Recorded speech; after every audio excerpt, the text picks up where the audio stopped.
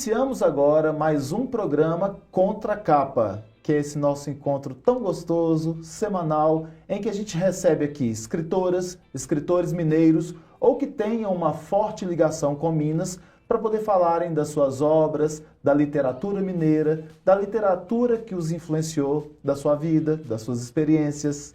Eu sou tio Flávio e recebo hoje aqui para falar de vários assuntos nesse tempo tão rápido, que passa tão rápido aqui no nosso programa, mas para falar de vários assuntos a gente vai conversar com a pedagoga, a educadora, a escritora Jane Patrícia Haddad. Jane, seja bem-vinda. Nossa, muito obrigada pelo convite. Estou assim emocionada, né? A gente não para aqui nos bastidores de conversar.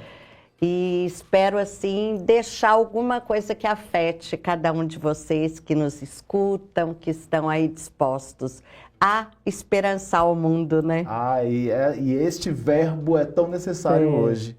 Bom, gente, antes da gente começar, eu vou falar para vocês onde podem nos assistir ou nos ouvir. O programa Contra a Capa, ele passa sempre no Jornal Hoje em Dia, no portal do Jornal Hoje em Dia, às quintas-feiras, 19 horas. E aí também vai para o YouTube nesse mesmo dia e horário, só que no YouTube você pode assistir quando você quiser. E no canal, na TV Promove, canal 12 da Claro TV, também quintas-feiras às 19 horas. Só que quem quiser também ouvir, nós estamos na rádio web do Jornal Hoje em Dia e nas rádios Alvorada FM e Difusora AM, lá de Salinas, Gorutubana de Janaúba, Rádio Cidade FM de Corinto e na Rádio Eldorado de Sete Lagoas. A nossa convidada, Jane Patrícia Haddad, ela é graduada em Pedagogia pela PUC de Minas, com formação em Psicanálise, mestrado em Educação, está fazendo doutorado agora na área de Educação e Tecnologia, tendo ainda cursos de Docência do Ensino Superior, Teoria Psicanalítica e também em psicopedagogia. Atuou por mais de 22 anos em escolas como professora, coordenadora pedagógica e diretora. E é conferencista, palestrante dentro do Brasil, fora do país e autora de diversos livros também. Hoje nós vamos falar de alguns deles.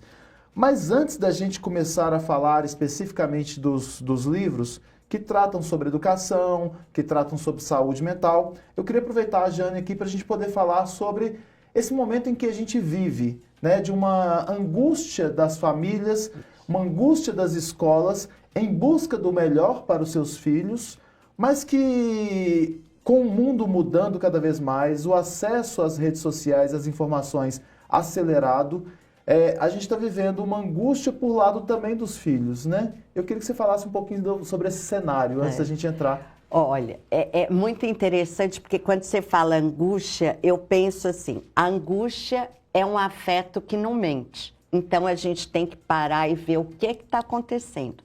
Porque a angústia, ela tá tomando as crianças, os adolescentes, os adultos nem se falem. Eu penso que a gente está vivendo uma época que é muito bonita se a gente parar para olhar a transição de mundo. Tem um mote que é assim, os estudos mostram que desde 2013 a gente mudou. Quando que foi 2013? Quando chegou a primeira câmera frontal. É aquela em que a gente faz a selfie. Olha que interessante. De lá para cá, nós mudamos a forma de viver, de nascer e até de morrer. Porque a gente passa a ver o mundo editado. Eu penso que hoje, o que está acontecendo? Porque eu acho que a gente pensa, a gente não tem certeza, né? Porque o mundo está girando velozmente e a gente está olhando para ele e tentando mapear, porque a gente precisa ainda de muito tempo. Então, o que eu vejo? Nós estamos vivendo um projeto narcísico dos adultos. O que isso quer dizer? Eu quero para o meu filho, eu quero para o meu aluno aquilo que eu não tive, que eu não pude, então eu dou. Eu dou sem lembrar que tem sentimentos básicos que a gente aprende lá embaixo, que é o quê? Adiar o prazer. Frustrar nas pequenas coisas. O que a tecnologia digital faz com qualquer um de nós? Eu não adio o seu prazer. Eu te dou mais do mesmo que você gosta. Tanto é que a gente é usuário. Quem é usuário? É quem se vicia em alguma algo. Coisa. E nós estamos todos viciados. Ontem eu atendi um jovem que ele falava assim para mim, eu estou chocado com o relatório meu de rede social. Eu fico 9 horas. 9 horas de um dia que, vamos pensar, você fique 14 acordado, olha o que é isso. É muito tempo. É muito. E eu penso que os adultos da relação, eles também estão nesse universo de competir, de postar a foto do filho, de mostrar o tanto que você é boa mãe.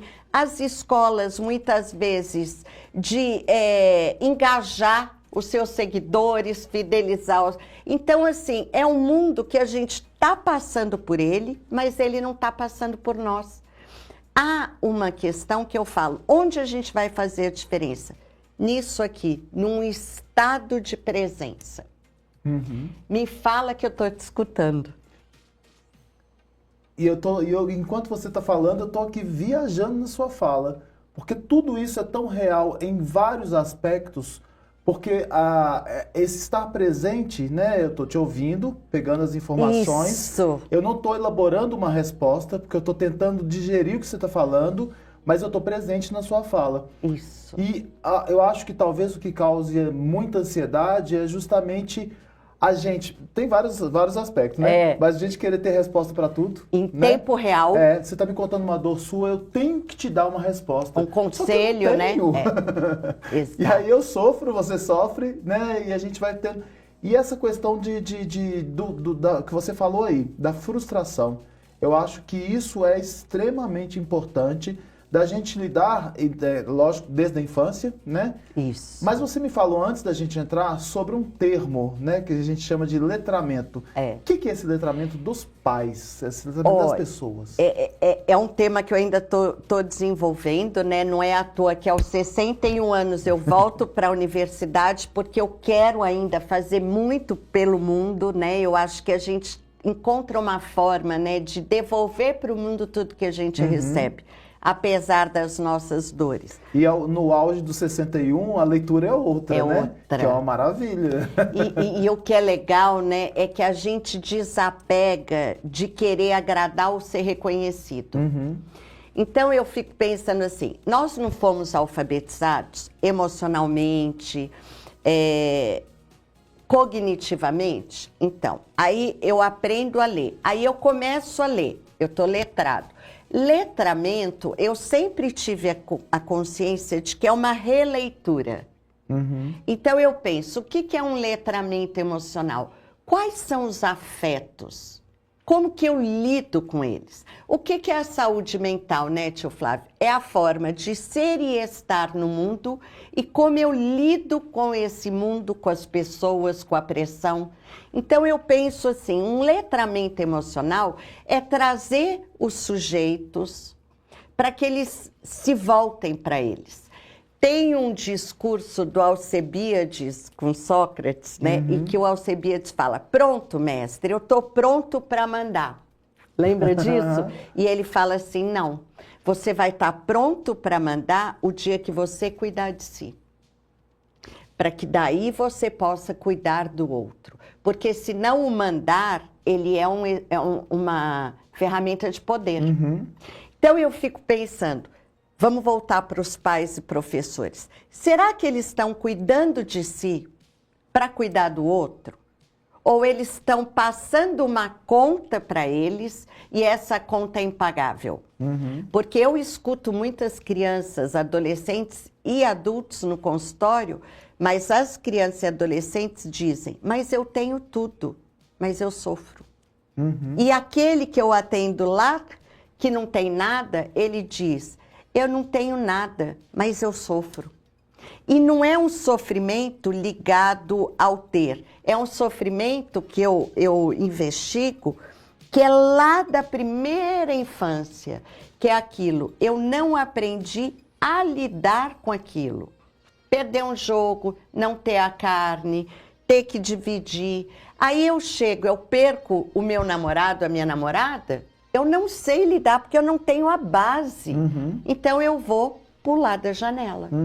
Porque o adolescente, a gente pensar ele no aumento da angústia do suicídio, é tipo assim, eu vou ali e já volto. Mas não é. É, exatamente. Eu vou fazer esse ato porque eu vou me vingar daquele que me fez sofrer e quando eu vingar, eu tomo posse de novo, né? Pois e aí é. a gente se resolve. Só que primeiro a gente não sabe se a gente vai se vingar, se o outro vai ficar com aquele sentimento que a gente projeta. A gente quer. E segundo, não vai voltar. Né? E sabe o que eu fico pensando? Quando a gente tira a própria vida, ou quando a gente mergulha numa depressão ou em qualquer coisa, é porque a gente não foi escutado. Toda dor, ela precisa encontrar alguém que a escute. Eu vejo muito isso no luto das pessoas, principalmente das mães que perdem os seus filhos. Tudo que elas querem é que alguém escute a dor e não diga assim, eu imagino o que você está sentindo. Não, a gente não imagina. A dor é de cada um. Você é tão nova, você pode ter outro. Isso. Ou, vida que segue, já passou um ano. Tanto é que é um mundo tão chocante que a gente está, que segundo o DCM das doenças, se você sofre por luto mais de um ano, já é patológico. Peraí. Como se a gente tivesse um prazo, né? Tá chegando o prazo de validade do luto. Pois é. Agora, pensar o mundo contemporâneo, a gente fala de tristeza, a gente fala de dor, a gente fala de perdas. Não. A gente fala de sucesso. Mesmo não tendo. Mesmo. E o que é o sucesso? A leitura do sucesso. A leitura. Tem uma pesquisa antiga, você deve conhecer, de Harvard, né? Em 1932 começou, que era justamente quando perguntaram para aquelas pessoas lá, aos 18 anos, estudantes de Harvard e também da periferia lá de Boston, perguntaram o que era sucesso, não, o que era felicidade. Felicidade é ter sucesso, é ter grana, é ter reconhecimento. E aí, com o passar do tempo, né, foram perguntando para as pessoas aos 50, aos 80, e elas descobriram, com o amadurecimento, que investir nas relações seria sucesso. Não ter a grana, não ter, né, mas investir nas relações. É lógico que as pessoas podem falar, mas investir nas relações sem ter grana é muito mais amplo do que isso. Nós estamos falando em 2 segundos alguma coisa aqui para sinalizar. E olha que interessante, aí a gente pega isso que você está falando com o mundo contemporâneo. Qual que é o esvaziamento atualmente? Os laços humanos. Fala-se numa epidemia de ansiedade, da geração ansiosa. Tá, mas há muita conexão e pouca relação. O que nos mantém vivos, ativos, estudando? São as relações. É aquilo que eu ainda posso fazer para o outro, mas não para que eu seja reconhecido como melhor.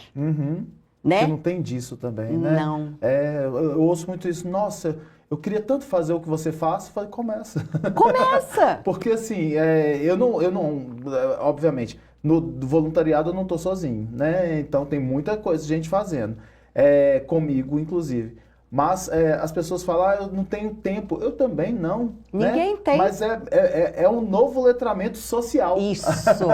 E é interessante porque uma das coisas que eu mais prescrevo para criança, adolescente, jovem, adulto, idoso, trabalho voluntário.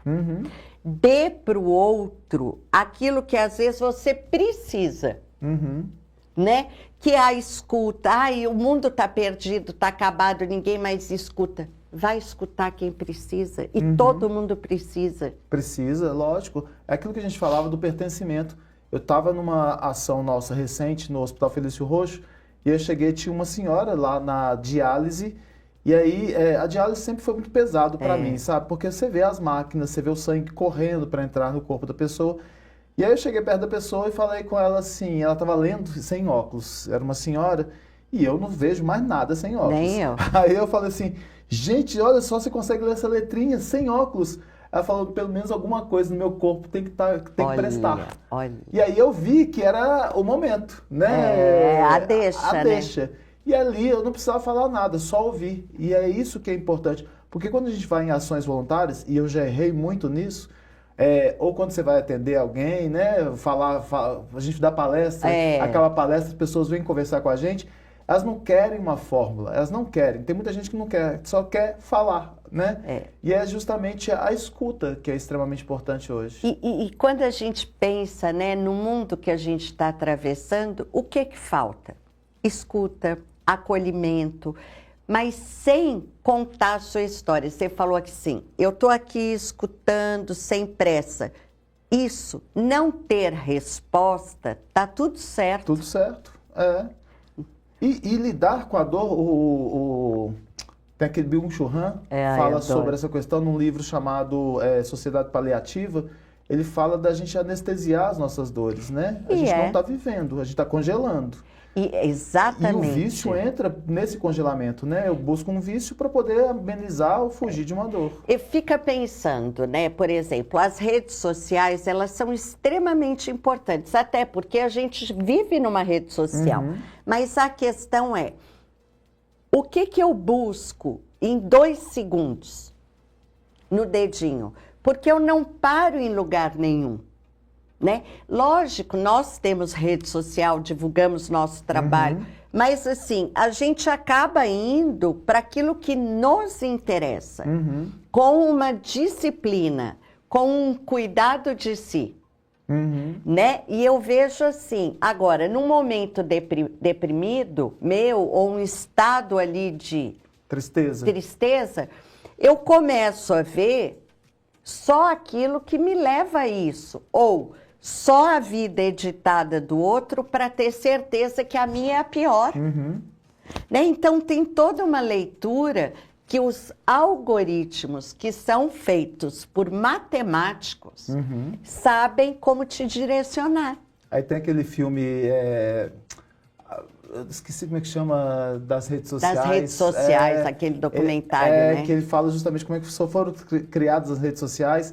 E conta a história de uma menina que postou uma foto, né? E a menina veio um monte de curtida e ela lá ansiosa, né? Só atualizando para ver o número de curtidas. E foram milhares de curtidas.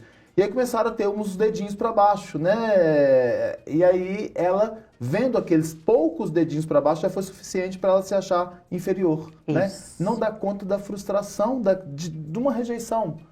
Por vários e vários fatores, é lógico que cada caso é um caso. Mas é isso?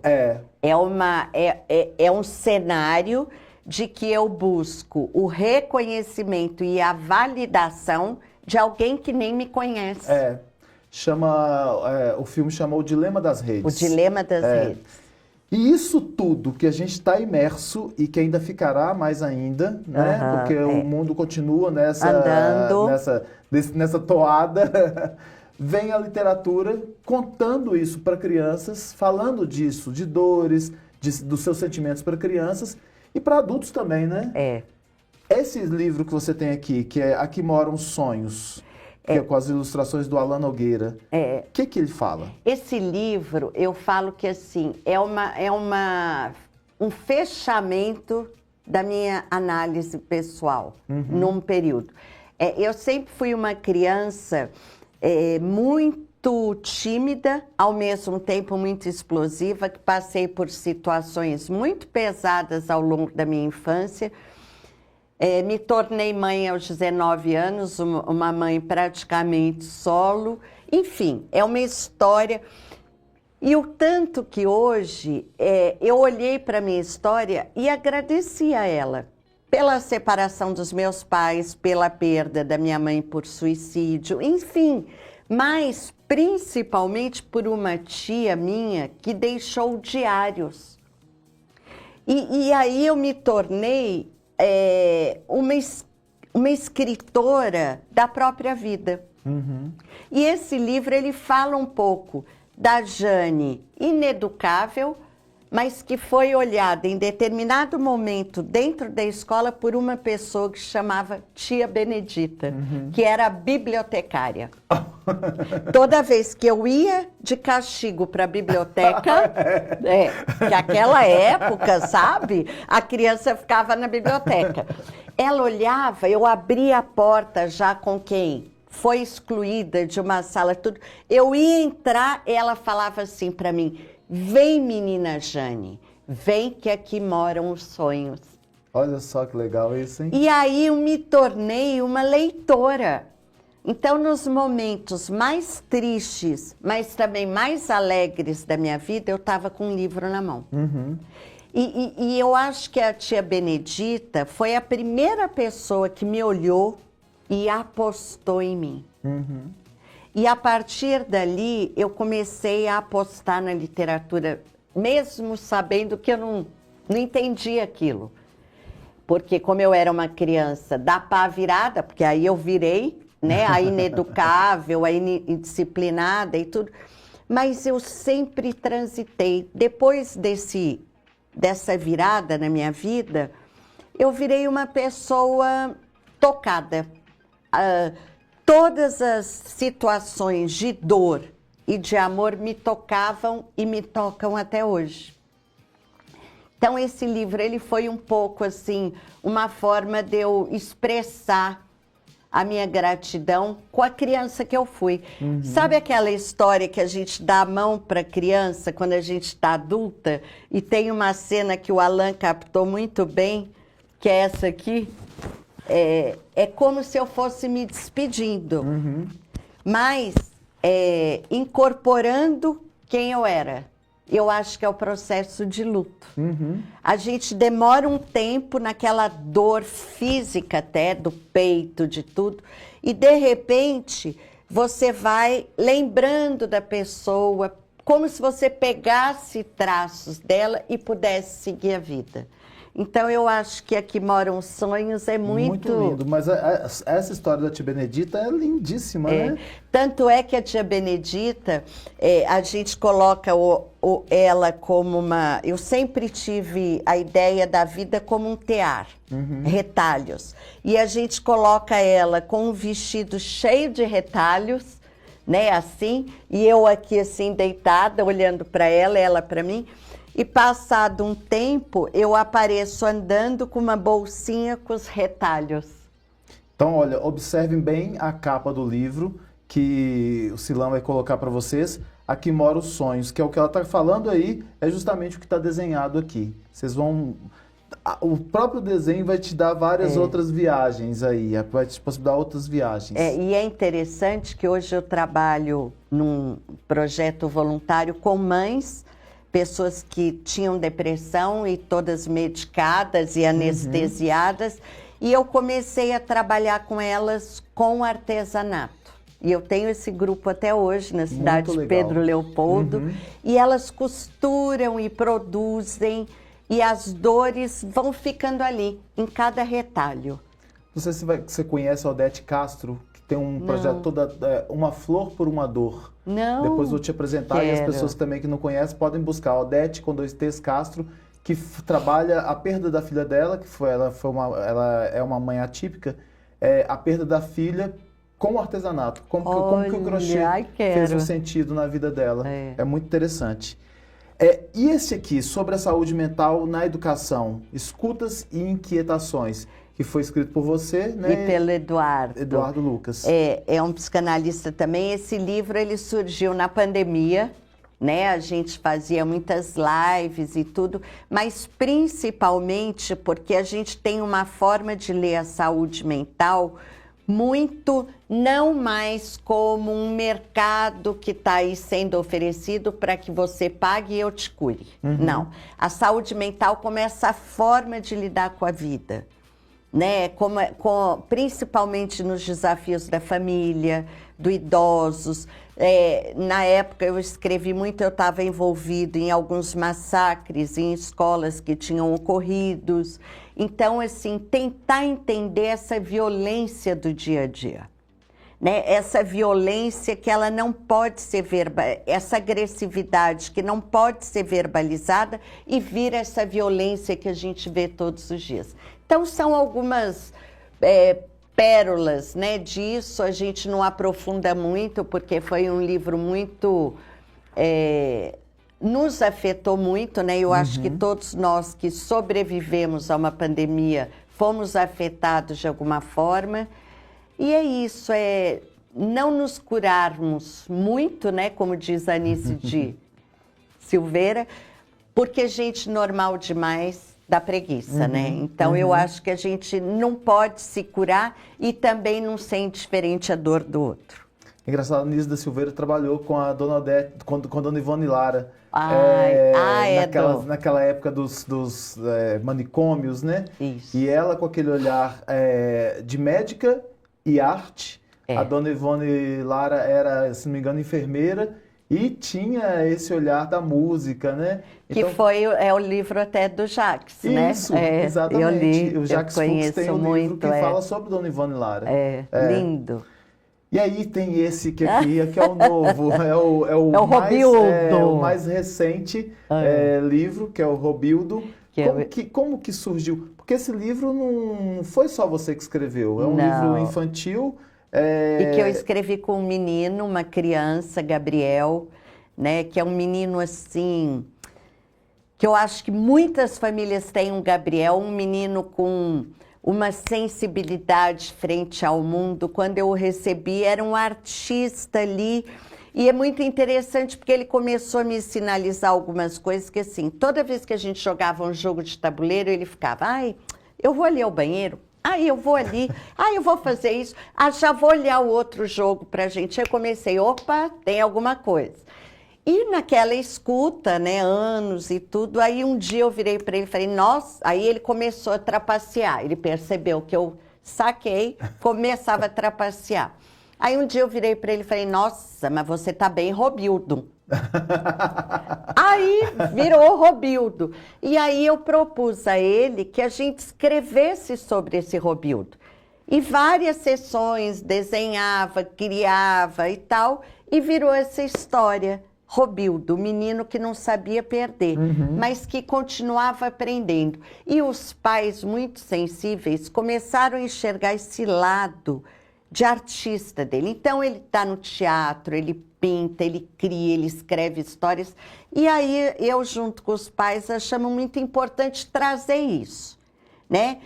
Principalmente para as crianças que têm condições socioeconômicas, né? E que a gente, num ato de amor, começa a dar, a não olhar para aquela situação. Então, eu acho que é uma sensibilidade que nós tivemos e o importante, dar voz e vez para que o Gabriel fosse olhado pelo que ele tinha e não pelo que faltava nele. E aí é muito bonitinho. Esse livro, eu acho que ele pode ser trabalhado na vida. Tanto é que eu coloco de 0 a 100 anos. E se passar dos 100 também pode. Tá ótimo. Né? Não tem problema, não. Exatamente. Mas eu vou falar com vocês, aqui tem a foto do Gabriel, não vou mostrar não, porque vocês podem ver no livro. E sabendo dessa história que você contou agora, primeiro, dar os parabéns para o Gabriel por dividir a história do Robildo e aos pais que permitiram que essa história fosse contada, porque as pessoas podem falar assim, mas é uma exposição do menino muito grande. Na verdade, tem dores em que a gente, ou situações em que a gente, ao expor, outros vão entender que estão passando pelas mesmas situações e pode ser um encontro, né? Isso. Que é extremamente importante. Então, é muito legal saber dessa história e saber que, às vezes, a gente tem um Robildo dentro da gente. Isso, né? o tempo todo. Eu falo às vezes para amenizar, mas a gente tem o Robildo dentro da gente em diversas situações, né? Dos nossos relacionamentos. E é muito legal que nessa história a gente cria 2 amiguinhos que eram tipo assim, eles não se relacionavam com ninguém, mas eles viviam na tela. Então, assim, a gente não diz diretamente, mas, assim, a partir do momento que ele se liberta desses 2 amigos, ele passa a ter amigos. Porque a gente ajuda quem quer ser ajudado. Né? Então, eu penso muito isso, né? O que o mundo está dizendo para a gente? Se coloca na presença do outro. Né? Às vezes eu não tenho tal, mas, por exemplo, hoje, recorra a projetos sociais, dê aquilo que você acha que ninguém pode receber. Se colocar na presença, eu acho que é o maior presente atualmente que a gente pode dar para os filhos, para os nossos alunos, para os nossos amigos. É só isso, é o tempo. Teve uma voluntária que começou agora no Tio Flávio Cultural e aí eles passam por um curso antes de entrar no grupo de WhatsApp daquela ação específica. E aí ela falou assim, mas aqui, eu li lá nas orientações que não pode tirar foto. Como que a gente vai registrar esses momentos com essas idosas? Foi com a mente, com os olhos, com o tato. É a melhor forma que você tem de registrar. Porque uma pessoa vai tirar, a gente não tira de rosto. Sim. Em alguns casos, né? Mas na maior parte não tira de rosto. Tira de detalhes. Uma mão, um abraço de costas. E aí eu achei interessante ela perguntar isso, porque na cabeça das pessoas tem que ter o registro. E eu sempre falo de movimentos sociais que é interessante que se registre para poder postar, para poder estimular mais pessoas.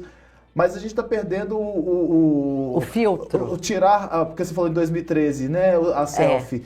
Tirar o celular e olhar com os olhos, né? Aí tem outras descobertas. A gente vê muito isso o tempo inteiro. E é engraçado, porque agora no doutorado eu fiz uma disciplina só sobre a fotografia. E eu fiquei impressionada. Tem uma autora que diz assim, a foto é a memória que você rouba do presente.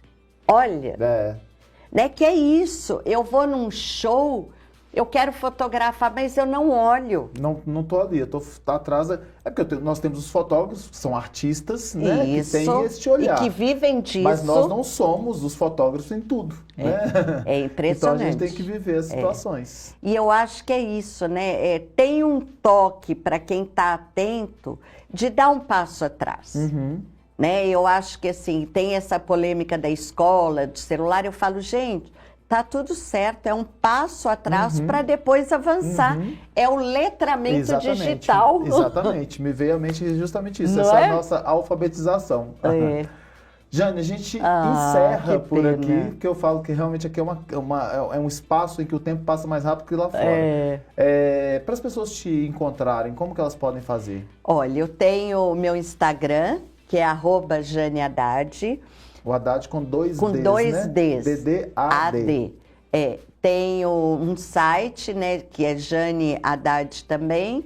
E nas redes sociais, no mundo, no Tio Flávio, enfim, né? Todo mundo encontra aqui, todo mundo encontra todo mundo quando a gente quer unir as pessoas para o bem. Isso mesmo. Pessoal, nós encerramos esse programa. Encontro vocês numa próxima edição, que será na semana que vem. Até lá!